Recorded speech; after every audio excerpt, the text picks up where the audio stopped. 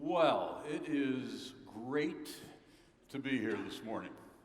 And when I say that, I really mean it, because last January, I would not have been able to physically stand on this stage.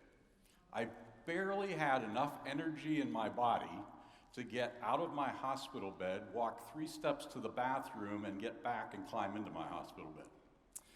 See, over the last 12 years, I have been fighting bone marrow cancer.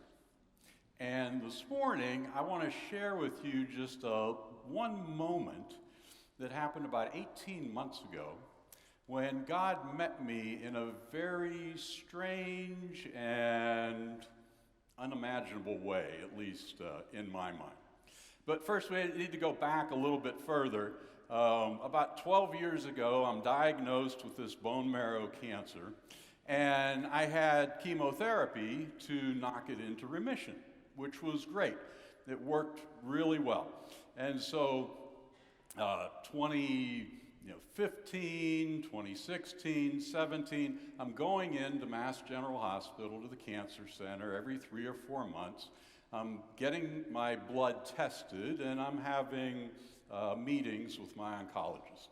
Everything's going fine. 2018, I am the spitting image of health. 2019, 2020, and then January of 2021, I go in for a routine checkup to the doctor's office.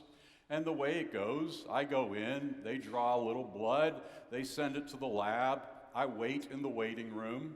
It's called a waiting room for a purpose. You have no choice but to wait in the waiting room. I'm waiting for about 40 minutes. I get called back into an office that looks just like this. I just snapped this picture 2 weeks ago when I was there. And I would always sit in the wooden chair right next to the desk, and the doctor would sit in the little gray chair, and he would look at the screen to see what the labs had found in my blood. So in January of 2021, I go in, he's looking at the screen, and he looks at me, and he looks back at the screen, and he goes, you do not want your doctor to say, I said, what do you mean, He said, your blood counts have dropped. I said, well, that can't be good. He said, well, it'll probably bounce back. See you in 3 months. I said, okay. So I go back 3 months later. It's now April. Same routine. I'm sitting in the wooden chair. He's sitting in his chair. He's looking at the screen. He goes, uh-oh. You do not want your doctor to say, uh-oh, when you are in his office. I said, what do you mean, uh-oh? He said, they've dropped again. I said, well, that can't be good.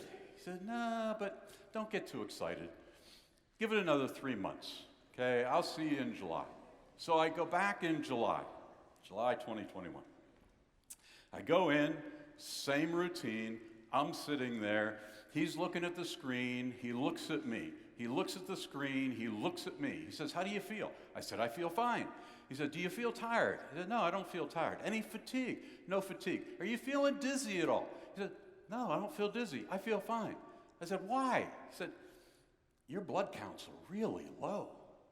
I said, well, what are we going to do? He said, I want you to see, I want you to do a bone marrow biopsy. That's what we need to do. We're going to find out what's really going on here. I said, okay, fine. We do the bone marrow biopsy. It's not really a big deal.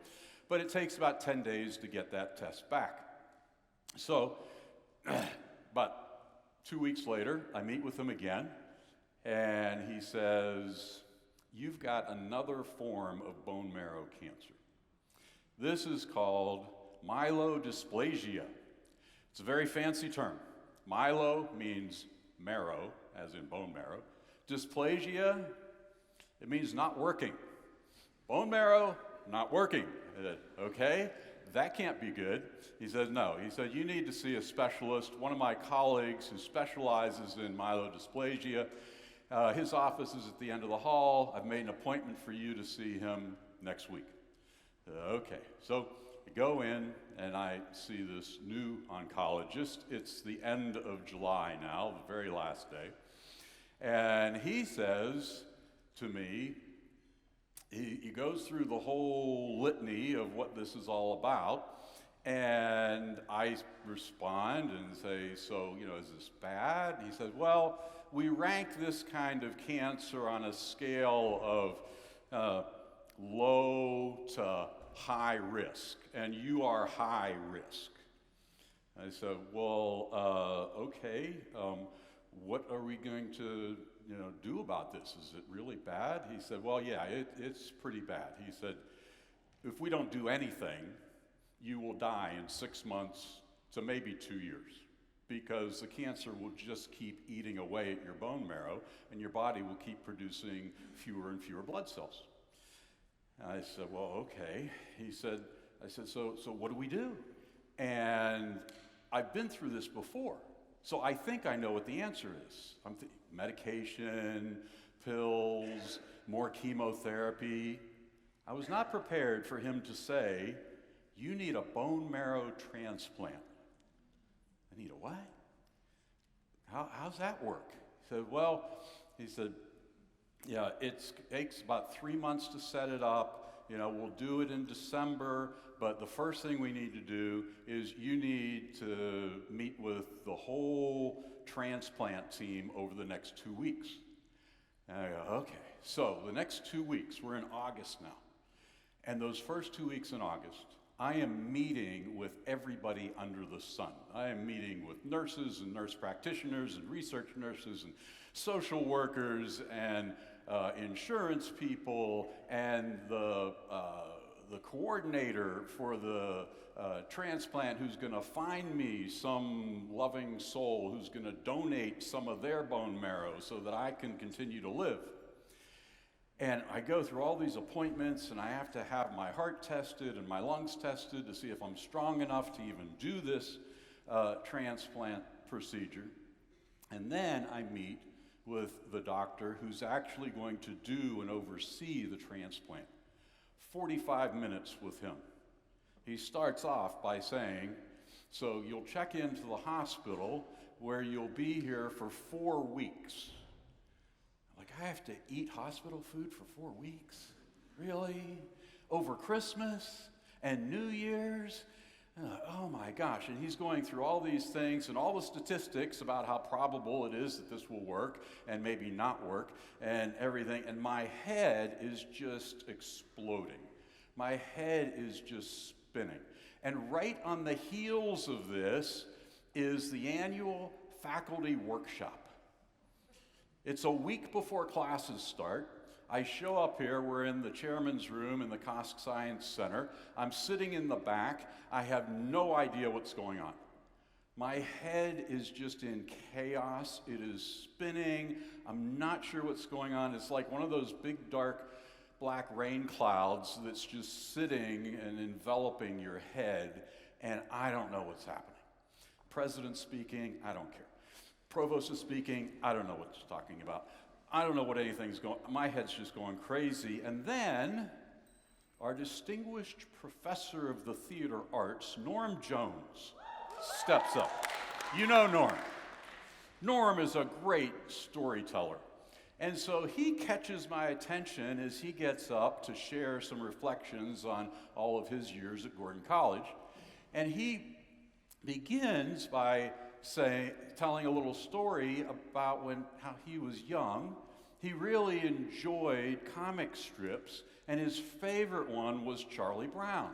Well, this resonated with me, and all of a sudden, out of the blue, for the first time in I don't know how many years, this old Charlie Brown comic strip comes to my mind.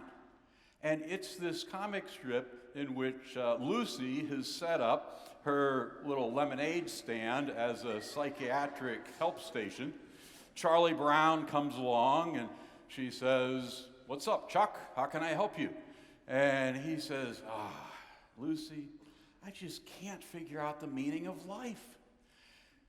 Lucy says, that's a deep one, Chuck, but it really depends on what kind of person you are. She said, think of it this way. Some people, when they're on a cruise ship, they take their deck chair And they put it on the front of the ship so they can see where they're going, so they can think about the future, all the possibilities that might be ahead of them. Other people, they take their deck chair and they put it on the back of the ship so that they can see where they've been and what they've done in the past and reminisce on all the good things that have happened in their life. And so Lucy turns to Charlie Brown and says, "Now, which kind of person are you?" And Charlie Brown says, "I can never get my deck chair unfolded." And that is exactly how I felt in that moment sitting there in that faculty meeting. And it was actually very clarifying. I think God brought real clarity because all of a sudden, my mind was no longer in chaos anymore. It was clear. I was stuck. I was paralyzed. I didn't know how to move forward. I couldn't imagine being in a classroom a week later. I was just stuck. So as I'm thinking about all of this, Norm's continuing to talk. I don't know what he said, but he gets to the end. And then he catches my attention again. And he was having dinner at a friend's house. And at this friend's house, he's having dinner, and his friend was an archaeologist, and he had all these little artifacts, like all over the room on the bookshelves and so forth. And Norm comes across one of these little artifacts. And he says to his friend, "What is that little thing?" And it looks something like this. And his friend said, "Oh, that's an ancient oil lamp." And Norm is like, "But it's so tiny. Does it work?" He said, "Oh yeah, it works." So you put a little oil in that center hole and put a little wick in the very end of it, and it'll light right up. Norm says, "But it's so tiny. How much light could that little thing possibly give off?" And his friend said, "Just enough light for one step." And that's when it hit me. And all of a sudden, all of these verses started flooding through my head. Verses like these up here. God gives light to the sufferer. The Lord is my light and my salvation. A light shines in the darkness. The Lord is good. He will be our light. The word is a lampstand unto my feet and to my path.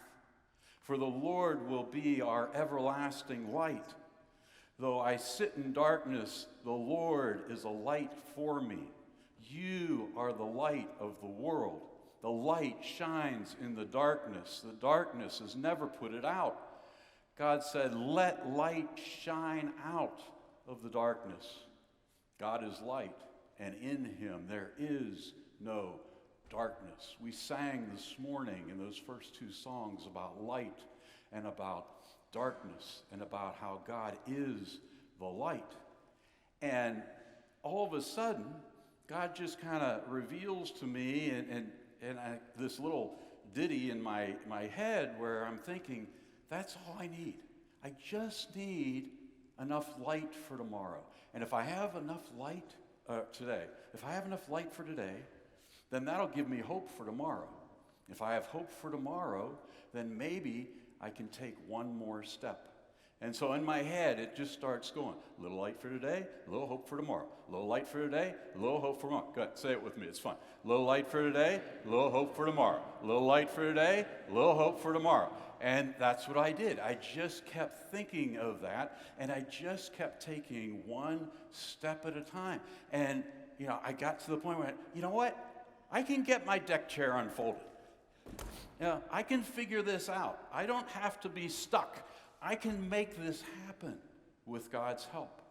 Just a little bit of light for today, and a little bit of hope for tomorrow. Now here's the thing. This story isn't really about me. It's really about you. Because you and I know what's going to happen this semester. It's what happens every semester. There will come a point It might be next week. It might be next month. It might be after spring break. But there will come a point when you will get stuck. You'll be overwhelmed by your schoolwork. You'll be paralyzed by the drama of a relationship. You'll be in the darkness of drama that's going on with your family. Something always comes up. And I want you to know that you have the light of Christ in you. And all you need is enough light for one more step. And not only that, but you can be the light to one another. There are all kinds of one another verses in the Bible. Here are just a few of them. Accept one another, be devoted to one another, build up one another, care for one another, comfort one another, honor one another, love one another, encourage one another, fellowship with one another, forgive one another, pray for one another, serve one another. Let us be a light to one another. Let us become a community of light for one another. Let us live as children of the light. Jesus said people don't take a light and put it under a bushel. They put it on a stand so that everyone can see. He says, let your light shine before one another, that we might become a genuine community of light. Now, some of you might be thinking, you seem pretty sure of yourself. How do you know this? I know this for two reasons. Number one, I'm standing here as a living testimony to you of the light of Christ working in my own life. And I'm doing very well right now in terms of my health. But it was during those crisis moments that the light really shone bright in my life. The second reason I know this is true is because I know the attributes of God. And one of the attributes of God is very powerfully displayed in this painting. This painting used to hang in the Louvre in Paris, France. And there is a historical story that at one point a couple of people were walking through the museum and they came upon this painting. And the one person was a real chess master. Her parents had taught her from a very early age how to play chess, and she knew everything there was to know about chess. Her friend, not so much. But she's looking at this painting very intensely, and her friend is standing next to her, kind of looking at it casually, and her friend starts to walk away, and she reaches out and grabs her friend. Come back, look, the painting is wrong. And her friend says, what do you mean? How can a painting be wrong? It's a painting. He said, no, I'm telling you, the painting's wrong. Look at the inscription underneath. It says, checkmate. But look at the board. The king still has one more move. And as long as the king still has one more move, the game's not over. It can't be checkmate. Friends, our king always has one more move. Our God always has one more move for us. Our God always has one more ray of light, one more glimmer of hope, one more spark of peace for us. And as long as our God has one more move, we will always have enough light for the day. God is good? All the time? Please stand as we sing about our great God.